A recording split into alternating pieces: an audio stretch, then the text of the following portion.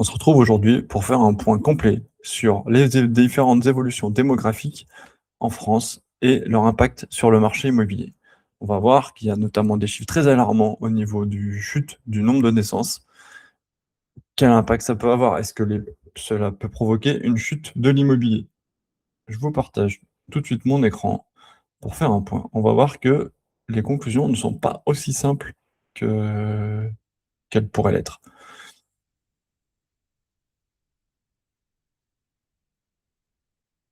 Hop, voilà. Donc, je vous publie l'article, je vous le mets le lien en description là, de cette vidéo, que je publie aujourd'hui sur Immobilier Danger, sur la forte baisse des naissances peut-elle faire chuter l'immobilier en France? On a pu voir là, et les chiffres qui viennent d'être sortis il y a quelques jours de l'INSEE confirment qu'en 2026, le mouvement continue et s'accélère. On a un taux de fécondité qui chute vraiment très fortement, notamment, donc c'est déjà le cas depuis 2015, il était en baisse, mais là, depuis 3 ans, il chute beaucoup. On est à 1,56 enfants par femme, ce qui est un niveau très bas. Ce qui entraîne que pour la première fois en 2025, pour la première fois depuis la Seconde Guerre mondiale, le nombre de décès a été supérieur au nombre de naissances. Ça veut dire qu'il y a un solde naturel négatif en France de 6 000 personnes sur l'année dernière. On va voir dans la suite de cette vidéo que cette tendance, elle va s'accélérer dans les prochaines années.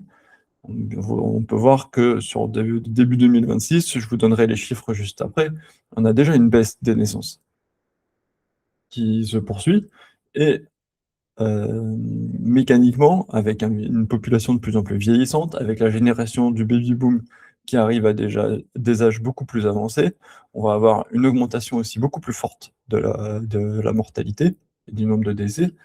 Du coup, on va avoir ce solde naturel négatif qui va être de plus en plus, ce solde naturel qui va être de plus en plus négatif. On verra qu'il y a quand même de l'immigration qui fait que pour l'instant, le nombre d'habitants en France ne diminue pas et continue d'augmenter. Par contre, il augmente beaucoup moins.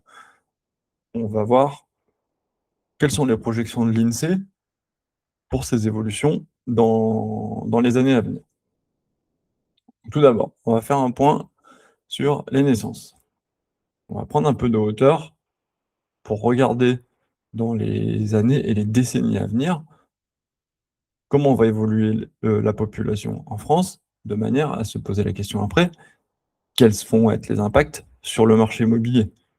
On sait que fortement, il y aura forcément des impacts dans différents domaines, que ce soit sur, la scolarité, sur énormément de domaines. Aujourd'hui, on va se consacrer spécialement sur l'immobilier. Là, on a une statistique vraiment importante. Même les prévisions les plus pessimistes des démographes de l'INSEE ne prévoyaient pas une chute aussi brutale de la natalité. Regardez ce dernier graphique, je vous le mets un peu plus grand. On a l'indicateur conjoncturel de fécondité, c'est la courbe en bleu, qui chute, mais vraiment fortement, à partir de 2022-2023. Et en 2025, sur les données provisoires, on arrive à 1,56% d'indicateurs de fécondité, ce qui est un niveau vraiment très bas. Et on va le voir par la suite, les données sur 2026 montrent qu'on est toujours sur une baisse par rapport à 2025. Donc ça continue encore de baisser. Pourtant, comme on peut le voir sur ce graphique, le nombre de femmes en âge de procréer, il augmente depuis quelques années. Donc on voit que c'est pas parce qu'il y a moins de femmes en âge de faire des enfants qu'il y a moins de naissances. C'est vraiment parce que le taux de fécondité chute. On voit le nombre de naissances là, qui est là, c'est sur une base d'indice 100. Donc on ne le voit pas très bien. Je vais vous montrer un autre graphique. Voilà, du nombre de naissances vivantes en France. Je vais réduire un petit peu mon zoom pour qu'on puisse voir les années. Donc là, jusqu'en 2010-2015, on voit notamment, il y a eu un gros pic en 2010-2015, après un creux à la fin des années 90. Sur le pic là, de 2006 à 2015, 2014 même, on est aux alentours de 820 000 naissances par an.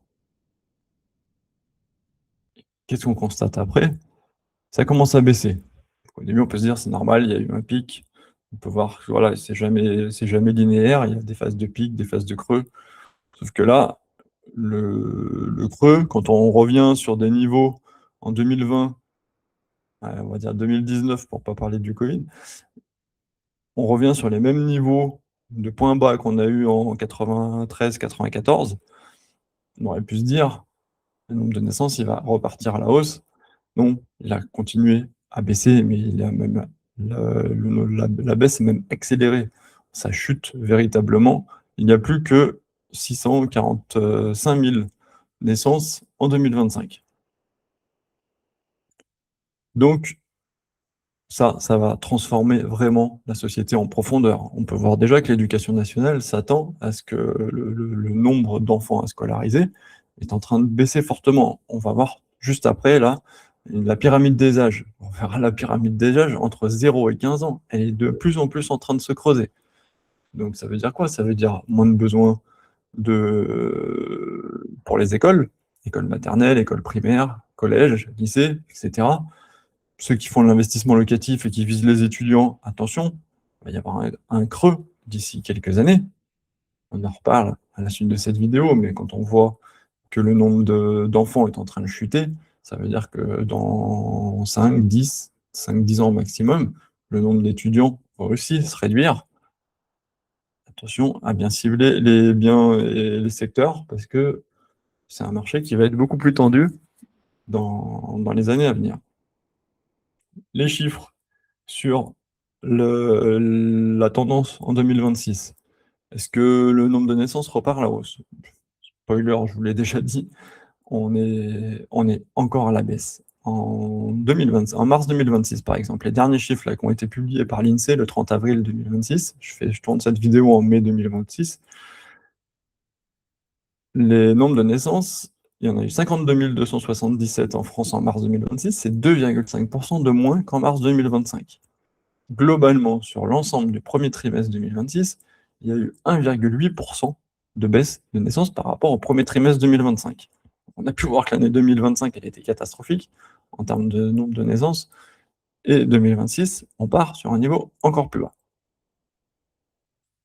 Je fais un petit aparté dans l'article là, pour dire que oui, les naissances vont impacter le marché immobilier dans les années à venir, ça va se faire dans le temps. Pour l'instant, c'est juste des familles qui vont être moins grandes avec moins d'enfants. Ça n'aura pas un impact énorme. Par contre, dans 20 ou 30 ans, tous les enfants qui ne sont pas nés ces années-là seront des acheteurs en moins dans les futures années. Ce qu'il faut savoir aussi, c'est que le problème de la crise du logement est aussi une des sources, une des causes de cette baisse de la natalité. Comment voulez-vous faire des enfants si vous ne pouvez pas les loger? Il y a beaucoup de parents, beaucoup de couples qui aimeraient avoir des enfants, un ou un enfant supplémentaire, et qui ne le font pas parce qu'ils ne peuvent pas le loger, parce que ça coûte cher et qu'ils n'ont pas les moyens de subvenir aux besoins d'un enfant supplémentaire, ne serait-ce qu'à cause du logement qui occupe une place importante dans le budget des Français. Aujourd'hui, dans une enquête sur la véritable crise de la fécondité, 19% des personnes sondées répondent que le logement est le fait, et l'une des causes qui a fait euh, annuler le fait de faire des enfants, alors qu'ils en avaient envie. Et plus généralement, il y en a 39% pour des raisons financières.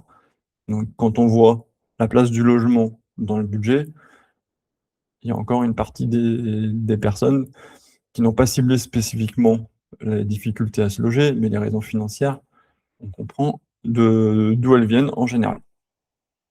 Donc là, on peut voir que en France, en 2026, c'est toujours compliqué de se loger aussi bien pour acheter un bien où les prix restent élevés avec des taux à 3,5% bientôt, et des loyers qui restent aussi assez inaccessibles pour certains types de revenus. Donc, comme on l'a vu tout à l'heure dans la vidéo, c'est le nombre de décès lui, a augmenté de 1,5% en 2025. Il atteint 651 000 personnes. Donc, pour la première fois depuis 1945, on est sur un solde naturel négatif. La courbe des décès a dépassé celle des naissances. On voit que la courbe des décès, elle augmente structurellement depuis 2011 à peu près. Pourquoi? Parce que la génération du baby-boom, c'est-à-dire les personnes nées entre 1946 et 1974, officiellement dans la définition du baby-boom, ces personnes-là vieillissent et du coup, mécaniquement, en fonction de l'espérance de vie de chacun, ça chute. Ça chute. Il y a de plus en plus de décès, donc on voit la courbe des décès qui augmente naturellement. Il y a eu l'épisode Covid qui a créé un surplus. Là, on arrive en 2025-2026, ces décès-là ont été lissés par rapport aux années d'après. Ce qu'on peut voir aussi, c'est surtout que c'est que la chute des naissances est venue percuter celle des décès beaucoup plus rapidement. Donc ça veut dire quoi? Ça veut dire que, hors immigration, la France perd des habitants. On est à moins 6 000 sur 2025.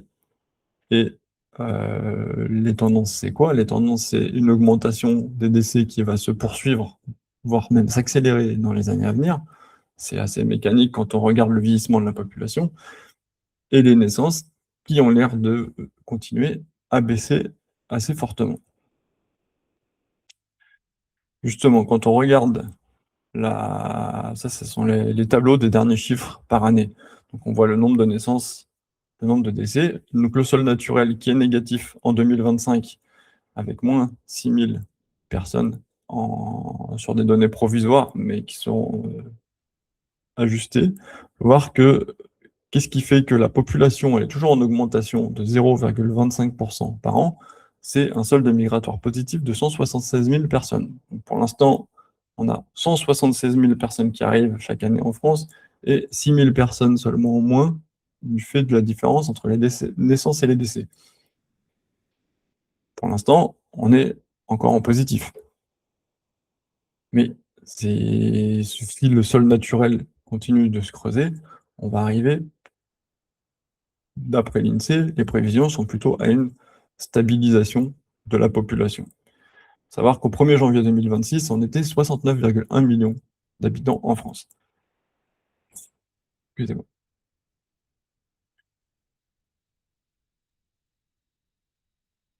Donc, si la population est stable,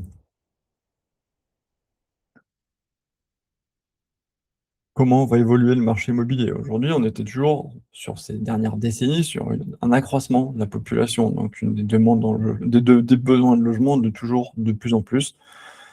Là, on va regarder notamment, prendre un peu de temps pour s'arrêter sur cette pyramide des âges. Je vais détailler un peu de différentes choses.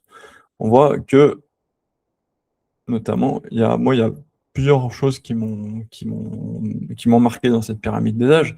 On voit tout de suite le décalage, là, la ligne des 80 ans, la démarcation. Qu'est-ce qui se passe? Qu'est-ce qui s'est passé là? Pourquoi on a d'un seul coup une explosion du nombre de personnes? C'est tout simplement les personnes qui ont 80 ans en 2026, elles sont nées en 1946. Donc là, c'est la fin de la Seconde Guerre mondiale. Toutes les personnes nées après la Seconde Guerre mondiale, hop, on voit tout de suite sur les courbes, que ce soit chez les hommes ou chez les femmes, une explosion du nombre de personnes qui ont aujourd'hui 80 ans en France. Et qui dit 80 ans pour la génération de 1946, aussi de plus en plus importante sur les années suivantes. On a dit que le baby boom allait jusqu'en 74, ces personnes ont aujourd'hui 52 ans. Donc 52 ans, voilà, on voit aujourd'hui ces personnes-là, on a vraiment un effet massif de personnes qui sont dans cette catégorie d'âge-là.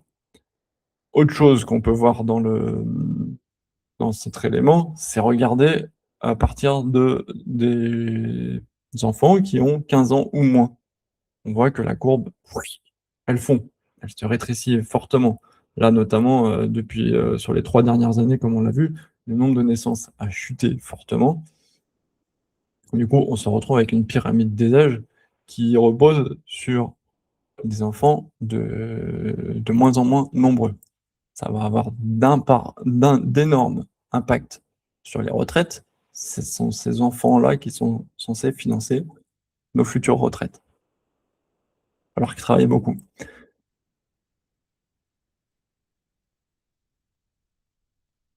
Autre point que j'ai un peu analysé, j'ai recherché les chiffres, savoir le premier achat immobilier, à quel moment il se fasse. En moyenne, les notaires nous disent que c'est vers 32-33 ans. Regardez ce qui se passe exactement actuellement. Les personnes qui arrivent à 32 ans, on a un effet qui commence à diminuer. C'est-à-dire qu'il y avait beaucoup plus de personnes aujourd'hui qui ont entre 35 et 40 ans. On va avoir un creux là pendant une dizaine d'années. Pendant une dizaine d'années, les nouveaux arrivants sur le marché immobilier seront de moins en moins nombreux. Ça veut dire quoi? Ça veut dire moins d'acheteurs. On aura moins d'acheteurs dans le futur à cause des bébés qui ne sont pas faits là ces dernières années, mais on a déjà un phénomène qui est beaucoup moins marqué, mais qui sera quand même constaté. Là, globalement, si je regarde les graphiques, on est facilement à 50 000 personnes de moins chaque année. 50 000 personnes de moins chaque année pendant 10 ans, ça commence à faire beaucoup d'acheteurs en moins. Sachant, comme on va le voir sur la suite de cette vidéo, il va y avoir de plus en plus de vendeurs, parce que plus on vieillit en âge, soit il y a des décès, soit il y a des départs en maison de retraite, et il y a une donnée qui montre que à partir de 60 ans environ, à l'approche des 60 ans, on devient plus vendeur d'immobilier qu'acheteur. Quand on prend le nombre de mètres carrés achetés tout au cours de la vie, on a dit vers 32 ans, c'est l'âge du premier achat immobilier, donc là on est très acheteur, on n'a rien à vendre parce qu'on n'est pas propriétaire, et au fur et à mesure de l'avancée en âge, on va potentiellement revendre des biens, que ce soit des biens locatifs, ou revendre sa grosse résidence principale pour en acheter une plus petite, notamment quand on est à la retraite, qu'on n'a plus d'enfants à héberger, etc. Donc ça, c'est différentes tendances, et cette pyramide des âges-là, elle va, elle va, elle a des conséquences sur le marché. Et on voit qu'il y a différents éléments qui nous montrent que le marché, il va être beaucoup moins un marché de vendeurs. Ça va être un marché où les acheteurs seront beaucoup plus rares, ils auront beaucoup plus la main. Donc, qui dit des acheteurs qui ont plus la main, ça veut dire des acheteurs qui vont pouvoir beaucoup plus négocier les prix. On en reparle sur la suite de la vidéo. D'abord, un constat. On a vu l'évolution du nombre d'habitants en France. Le nombre d'habitants en France, on a vu qu'il était de moins en moins en hausse. Il va commencer à se stabiliser dans les années à venir, potentiellement, et qui diminuera par la suite, notamment avec l'effondrement des naissances. Mais ça ne se fait pas tout. C'est pas juste le nombre d'habitants brut en France qui va faire que le marché immobilier va avoir des besoins différents. Le marché ne va pas s'effondrer du jour au lendemain parce qu'il y a un peu moins de naissances. Déjà, un constat très fort. Un logement, c'est pour un ménage. C'est pas une personne ou deux personnes, c'est un ménage. Comment évolue le nombre de ménages sur ces 30 dernières années? Les chiffres sont assez hallucinants. C'est-à-dire qu'il y a une hausse de la population entre 1990 et 2020 de 16,3%. Dans le même temps, le nombre de ménages a augmenté de 37,3%. Donc on peut voir que vraiment l'augmentation de la population, elle a qu'un impact, j'allais dire modéré, par rapport à le nombre de ménages en plus qu'il y a eu sur cette période. Que nous dit l'INSEE là-dessus? Des informations toujours très intéressantes. Là, les chiffres portent sur de 2008 à 2050, avec des prévisions, on va voir, qui donnent des informations très, très intéressantes. Il y a ces études de l'INSEE là, sont découpées en 3 périodes, de 2008 à 2018, donc là on va regarder ce qui s'est passé dans le passé, de 2018 à 2030, donc là on est en plein dedans et on arrive vers la fin de cette période, et c'est surtout moi ce qui m'intéresse le plus, si je veux investir dans l'immobilier, c'est pour du long terme, donc ce que je veux regarder, ce qui va se passer entre 2030 et 2050. Il y a 3 éléments qui jouent sur la croissance du nombre de ménages. Il y a l'effet de croissance démographique, donc là c'est l'élément en bleu. Donc comme on l'a vu, la croissance démographique, elle est en train de se calmer, donc forcément, entre 2008 et 2018, l'impact était fort, c'était plus 0,4% d'habitants, de ménages en France sont dus juste à l'accroissement de la population. Entre 2008 et 2030, là, ça diminue. On est à moins de 0,2% par an en plus de ménages qui sont liés à cette croissance démographique. Et à partir entre 2030 et 2050, en moyenne, on sera à moins de 0,05% de croissance des ménages, due à l'augmentation de la démographie.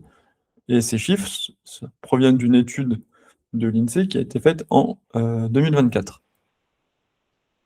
Et en 2024, on n'avait pas des chiffres aussi catastrophiques sur les baisses de naissance. L'INSEE n'avait pas encore le recul pour savoir que ça allait baisser encore plus. Donc potentiellement, ça va être encore plus réduit que ces 0,05%.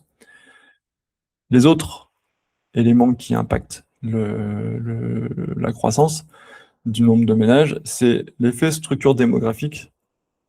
Donc ça, c'est le vieillissement de la population. C'est-à-dire que quand on vieillit, quand on est à la retraite, on n'a plus ses enfants avec soi. Et, et du coup, le fait qu'il y ait de plus en plus de retraités en France fait qu'il y a des foyers de plus en plus petits. Et ensuite, il y a les effets modes de cohabitation, c'est-à-dire pour un même âge donné, on voit qu'il y a de plus en plus de personnes qui vivent seules, de plus en plus de familles monoparentales, et du coup, ça joue aussi sur le besoin en logement, parce que ça augmente le nombre de ménages. Quand vous avez une famille avec 2 enfants, un couple qui se sépare, il va avoir besoin de 2 logements pour chacune des 2 adultes. Du coup, ça crée un besoin en logement supplémentaire. Et donc là, ce que l'INSEE classe dans les effets de mode de cohabitation, et on voit que ça a un impact très fort entre 2008 et 2018, encore assez important, et ça va être le principal facteur de la croissance du nombre de ménages entre 2030 et 2050, d'après l'INSEE, d'après leurs projections. Ça reste des projections. Est-ce que les tendances vont changer avec cette réduction du nombre de personnes par logement? Aujourd'hui, l'INSEE table que ça va continuer à se généraliser, mais dans des proportions beaucoup moindres. Donc ça, c'est sur les effets de mode. Autre chiffre, moi, qui m'ont paru hallucinants, c'est que 85% des logements occupés par des personnes de plus de 65 ans sont sous-occupés. Quand on y réfléchit, c'est normal. Vous achetez une maison familiale, vous y vivez avec vos enfants partent faire leurs études et faire leur vie. La plupart des gens restent dans leur résidence principale. Vous avez votre maison, vous avez vos habitudes, la maison est déjà payée ou en grande partie payée. Vous n'avez pas forcément de raison, en tout cas dans l'immédiat, de revendre cette grande maison ou ce grand appartement pour aller habiter dans un plus petit. On voit que déjà, moi je l'observe dans ma région, il y a beaucoup de retraités qui, au bout d'un moment, se mettent à vendre une grande maison familiale pour aller acheter un appartement en ville avec des accès plus simples, pas d'escalier, des ascenseurs, être plus proche des commodités. Ça, c'est un phénomène que j'observe de mon côté et qui se passe de plus en plus.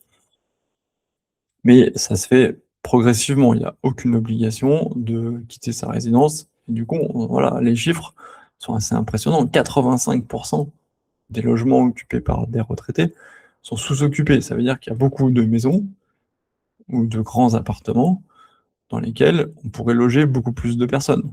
Donc, attention, souvent on entend dire on manque de logements, on manque de logements, on manque de logements.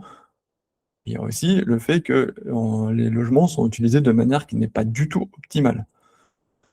Donc, on peut voir que notamment la génération du baby boom qui vit actuellement dans des logements, donc on a dit baby boom, c'est entre 52 ans et 80 ans aujourd'hui. Donc dans la plupart des cas, les enfants ne sont plus dans le foyer, c'est donc des familles qui vivent soit seules, soit en couple, et souvent dans des logements familiaux. Qu'est-ce qu'on retient sur les chiffres? On retient, j'ai été chercher quelques chiffres pour avoir des données, un peu plus précises. On retient que l'âge d'entrée en EHPAD, par exemple, se situe vers 86 ans. Donc ça va concerner très fortement la génération du baby boom d'ici 2032. Ça donne un ordre d'idée, d'ici 6 ans, toutes les personnes qu'on a vues sur la pyramide des âges qui ont 80 ans aujourd'hui vont arriver massivement en EHPAD. Et tous les ans, cette population va s'augmenter puisque il y a, on a vu la pyramide des âges, après la Seconde Guerre mondiale, il y a eu de plus en plus de naissances dans les années qui ont suivi. Donc il va y avoir une explosion de demandes en EHPAD d'ici 5-6 ans. On note également que 10% des personnes en EHPAD aujourd'hui ont déjà moins de 75 ans. Donc cette tendance, elle a déjà commencé. Il y a déjà on le voit, les demandes en EHPAD, si vous avez des gens de votre famille qui y sont, ça devient de plus en plus compliqué d'avoir des places parce qu'il y a ça. Donc on a vu, il va y avoir une augmentation forte des décès liés au vieillissement, des départs en EHPAD et des personnes qui décident avant leur décès ou de finir en maison de retraite de vendre leur grosse résidence principale pour en acheter une plus petite, plus adaptée à leurs besoins pour vivre seul ou en couple. Je vous renvoie le lien également vers une étude. Donc, l'étude date de 2016. Elle disait que, on voyait, en fonction de l'âge, est-ce qu'on était plus acheteur ou vendeur d'immobilier, et on voyait que les courbes se croisaient à 57 ans. J'ai estimé qu'avec le retard de départ à la retraite et le fait de vivre de plus en plus vieux, j'ai arrondi à 60 ans, parce que je pense qu'on est plus dans cette tendance-là, mais ça veut dire qu'à partir de 60 ans, on devient plus vendeur d'immobilier qu'acheteur. Donc ça veut dire quoi? La population de vendeurs va ne faire que grossir là dans les années à venir.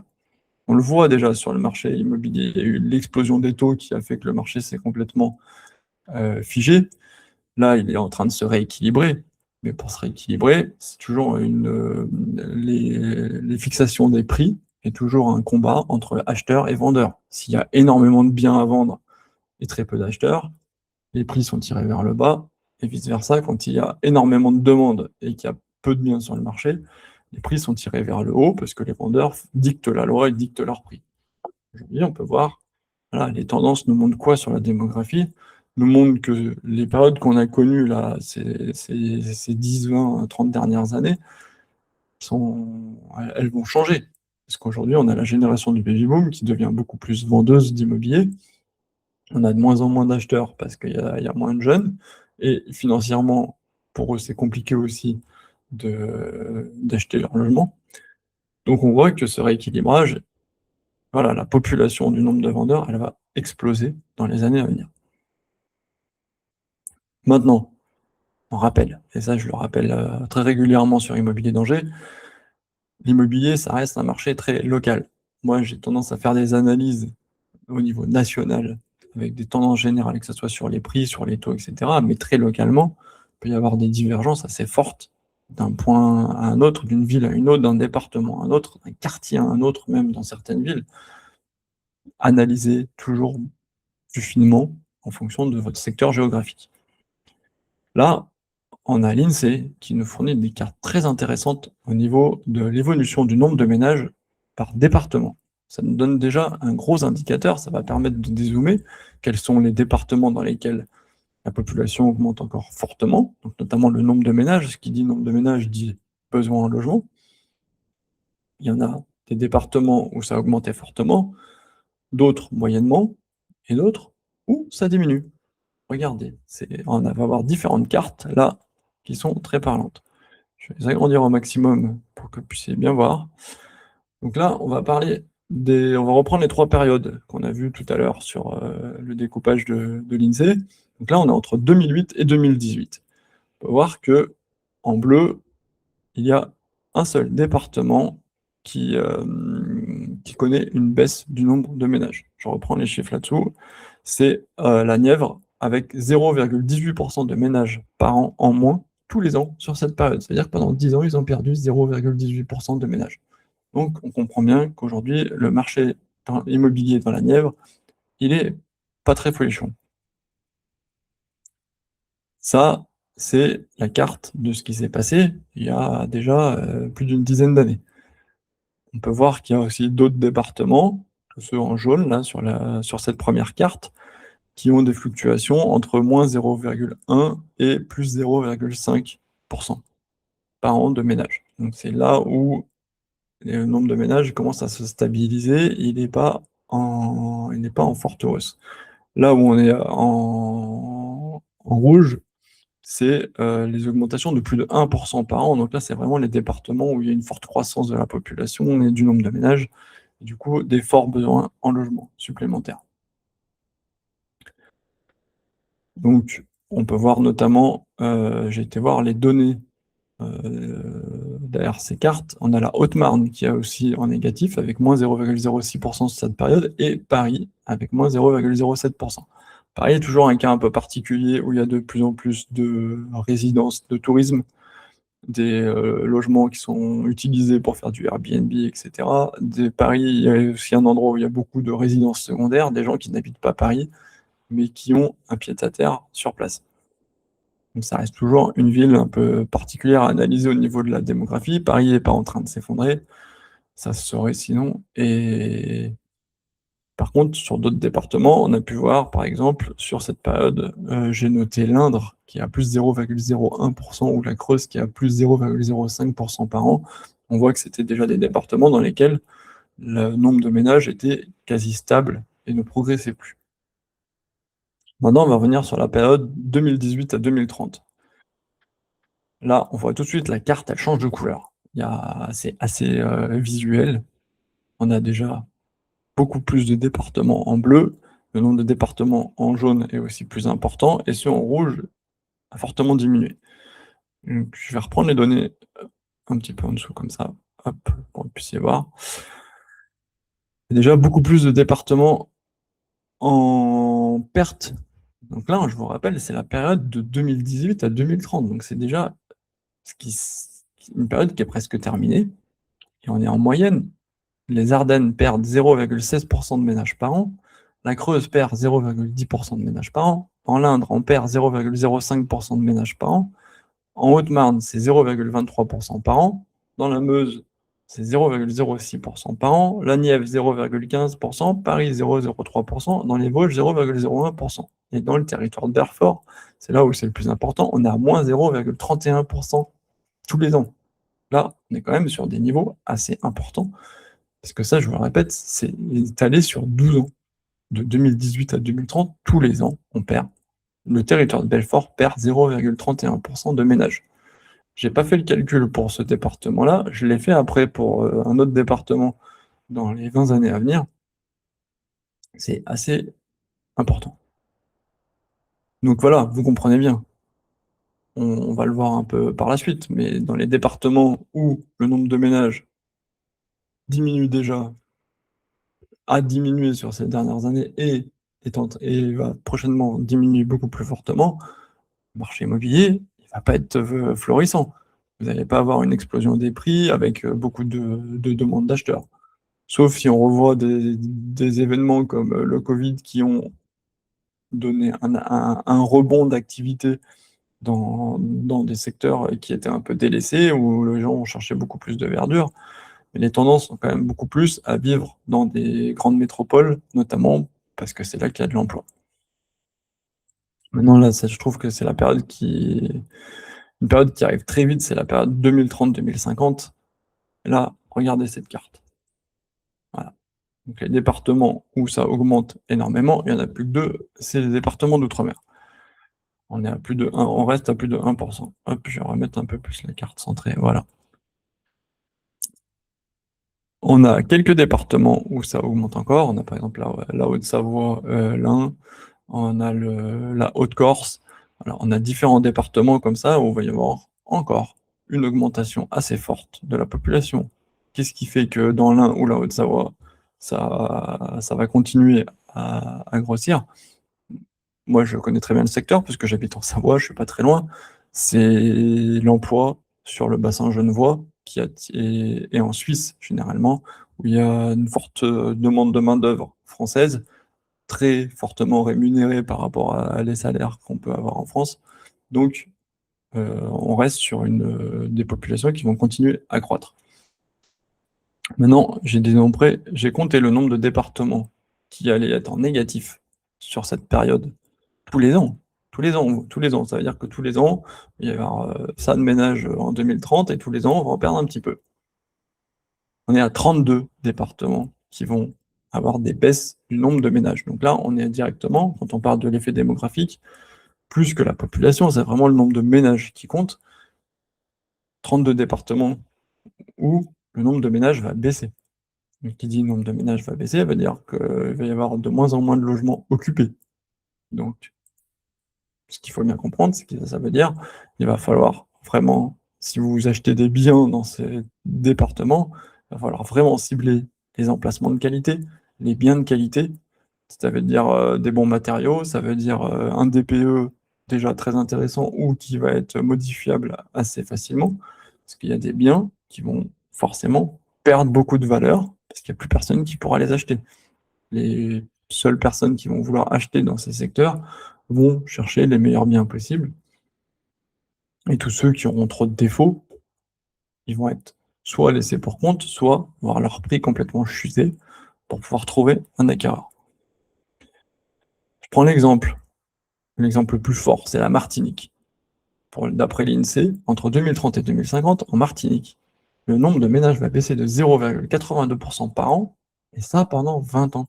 J'ai fait le calcul, ça représente près de 15% des ménages en moins en 2050 par rapport à 2030. 15%. Prenez l'ensemble du nombre de logements en Martinique, il y a 15% des logements qui ne seront plus occupés en 2050. C'est énorme. Donc sur les autres départements, on est sur des chiffres moins élevés, mais la tendance est la même. Si en 20 ans, vous perdez 5% des ménages, ça veut dire qu'il y a plein de logements qui vont plus être occupés.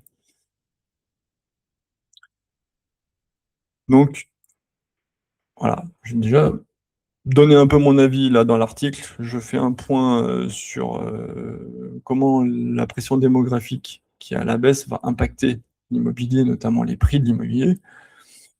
Je l'ai fait un petit peu plus au fur et à mesure dans la vidéo. Voilà, chute des naissances, on l'a vu. Maintenant, il y a toujours une hausse des ménages, au global. Donc, il n'y aura pas de chute de l'immobilier, il n'y aura pas un crack immobilier au global en France là, dans les années à venir parce que la population est en train de chuter. Déjà, la population ne va pas chuter, elle va se stabiliser d'après l'INSEE, et le nombre de ménages serait toujours en légère hausse au global. Et par contre, on peut voir que très localement, il va y avoir des départements qui vont tirer leur épingle du jeu et attirer toujours plus de personnes, et d'autres départements qui vont perdre.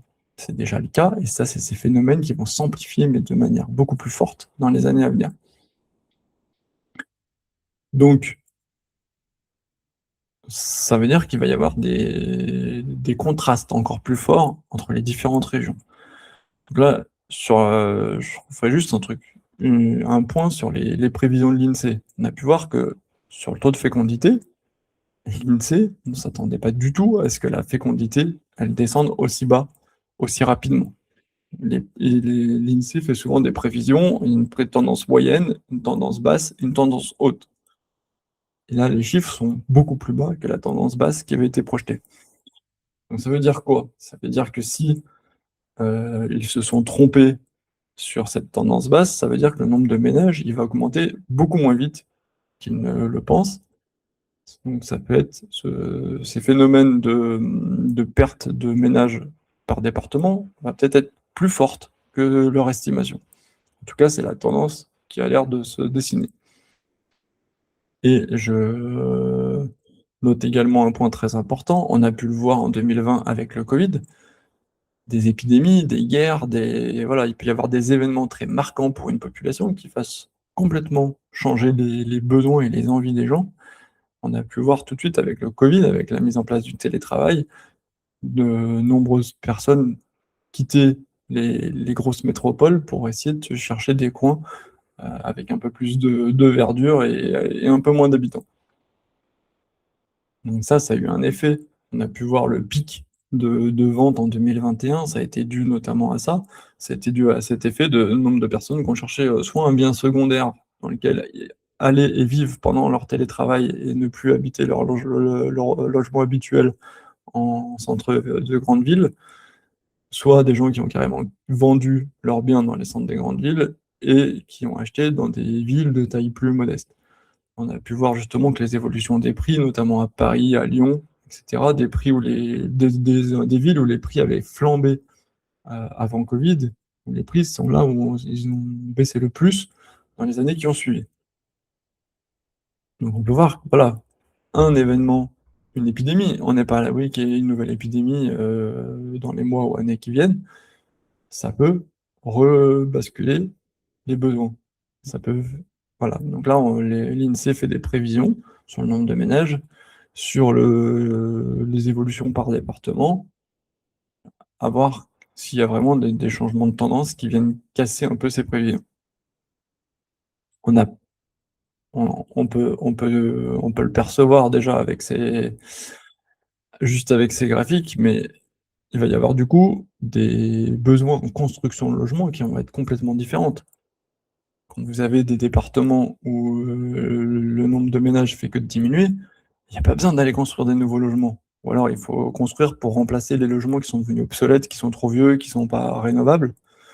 Mais voilà, aujourd'hui, il y a le cabinet Xerfi qui a publié une étude et qui estime que les mises en chantier, elles vont chuter de près de 38 d'ici à 2050. Ils estiment qu'il y aura 220 000 constructions de logements neufs par an en France, contre 360 000 dans les périodes hautes, mis à part les 2-3 dernières années là, qui ont été beaucoup plus difficiles pour l'immobilier neuf. On peut voir, voilà, les besoins en logement, ils vont augmenter. Savoir que, voilà, oui, on a besoin de logements dans certains endroits. Donc, aujourd'hui, on a toutes les données, au niveau de la démographie, au niveau des évolutions qui sont prévues, pour savoir quels sont les endroits où là, il y a réellement besoin de construire des logements et où il va y en avoir besoin dans le temps, pas juste là, maintenant, aujourd'hui, en 2026, mais aussi dans 5 ans, dans 10 ans ou dans 15 ans. Donc ça nous permet de voir des adaptations possibles. Autre changement au niveau des besoins, on peut voir avec une population qui vit de plus en plus, des ménages qui ont de moins en moins de personnes. Je n'ai pas pris le nombre exact, mais le nombre de personnes par ménage est en chute libre. On l'a vu dans les causes de l'augmentation du nombre de ménages. Et on voit quoi? On voit qu'aujourd'hui, qu'est-ce qui est favorisé? C'est les zones dynamiques, et notamment les centres urbains, là où il y a beaucoup d'emplois et beaucoup d'activités. Et quels sont les types de biens qui vont être les plus sollicités? C'est les petites surfaces pour loger 1 ou 2 personnes. Ne serait-ce qu'avec le nombre de retraités. Donc on va avoir les T1, les T2, aussi des T3, parce qu'on peut vouloir avoir une chambre d'amis, pouvoir accueillir ses enfants, voilà, recevoir du monde, et cetera. Mais les très grands logements familiaux, et notamment ceux qui sont loin des zones d'activité, vont être de moins en moins attractifs. Et les biens également qui sont pas adaptés au vieillissement, avec trop d'escaliers, avec des logements sans ascenseur, ils vont plus être adaptés à une grosse partie de la population. Et du coup, c'est des biens qui vont aussi perdre de la valeur. Enfin, on l'a vu avec ces cartes, ça rappelle vraiment qu'il va y avoir des fortes disparités entre les régions. On peut présupposer que les zones attractives, que ce soit Paris ou les très grandes agglomérations, où il y aura toujours une attractivité économique très forte, il y aura toujours un certain manque de logement et une demande toujours assez forte dans ces zones-là. Donc on peut très bien avoir des prix qui vont rester stables, voire augmenter encore dans les grandes métropoles, là où il y a vraiment un secteur d'activité, et les prix qui peuvent diminuer parfois fortement dans d'autres secteurs. Je prends l'exemple du Japon, c'est exactement ce qui se passe. Ça fait des années que le Japon, ils ont un nombre d'habitants qui diminue, mais à Tokyo, il y a toujours une forte demande et les prix restent élevés. Donc voilà, qu'est-ce qu'on peut en conclure pour terminer cette vidéo? C'est qu'il va falloir vraiment être de plus en plus sélectif. Aujourd'hui, on a connu ces dernières années un marché immobilier qui montait partout, tout le temps. C'était grosso modo, c'est un peu ça. C'était n'importe quel type de bien prend de la valeur et se revend plus cher, j'allais dire, peu importe ce que vous achetez, il fallait acheter et puis c'était intéressant. En tout cas, en fonction des périodes. Vous avez pu le voir dans les précédentes vidéos. Je vous remettrai le lien dans la description et à la fin, là, notamment sur l'étude, pour savoir où est-ce que c'est intéressant d'acheter en France en 2026. C'est une bonne suite à cette vidéo-là. Donc on peut voir qu'il va falloir être vraiment de plus en plus sélectif sur les choix d'achat, aussi bien sur la localité, dans quelle zone savoir dans quel type de zone on achète, quelle est la dynamique de cette zone. Est-ce qu'on est dans une zone qui va continuer à avoir un accroissement de la population, notamment du nombre de ménages, ou est-ce qu'on est dans une zone qui va en perdre? Plus vous êtes dans une zone où il va y avoir une perte de nombre de ménages, et plus il va falloir être très sélectif parce que il va surtout ne pas falloir surpayer le bien et déjà négocier fortement les prix, parce que ce sont des biens qui risquent de plus de perdre de la valeur dans les années à venir. Donc voilà, j'espère que ça vous a apporté quelques éléments de réponse, ça vous a ouvert les questions, ça vous permet de réfléchir à comment envisager un achat immobilier sur le long terme. Je vous rappelle que voilà, pour qu'un achat immobilier soit intéressant, ne serait-ce que par rapport à une location équivalente, il faut déjà plusieurs années avant que ça soit rentable. Et un achat immobilier, c'est surtout gagnant sur le long terme, sur 10, 15, 20 ans. On a pu voir que là, les évolutions démographiques, elles vont avoir un impact dans 10, 15, 20 ans. Donc, à vous de tirer vos propres conclusions et d'en tenir compte dans vos projets immobiliers. Si cette vidéo vous a plu, n'hésitez surtout pas à la partager, à partager l'article, que ce soit sur les réseaux sociaux ou à vos proches, à mettre un like, à laisser un commentaire. Je me ferai un plaisir d'y répondre et d'échanger avec vous dans les commentaires, et ça me permettra de faire vivre cette vidéo. Et surtout, abonnez-vous à la chaîne si ce type de contenu vous plaît. Je vais essayer d'en produire de plus en plus. Et ça, je vous dis à bientôt.